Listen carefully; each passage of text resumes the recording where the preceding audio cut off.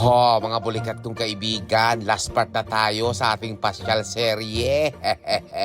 Ho, nakakita na ba kayo ng bahay na napakaganda sa gitna ng kagubatan? Ho, di ba? Nature na nature ang datingan. Nasa gitna ng forest siya, oh. Ang ganda ng bahay naman ng aking pinsan na to. Heto nga pala ang aming destinasyon ngayon sa aming pasyal serye at syempre, hangkainan serye namin. Napakaraming pagkain nga ang hinihanda ng aking pinsan na to. Grabe, shoutout sa iyo, Romelyn Salcedo. Iba ka, grabe. Salamat sa dalawang busog. Dala na ang tanghalian, pati na hapunan. O, diba? Ang ganda-ganda mo. At dahil nga sa sobrang dami ng pagkain, ako, hindi ko na nakunan ng footage yung aming pagkakain dito.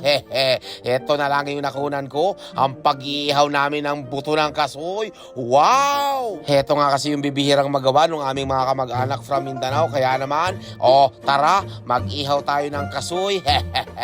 Bahala na yung mga manok ng kapitbahay bukas.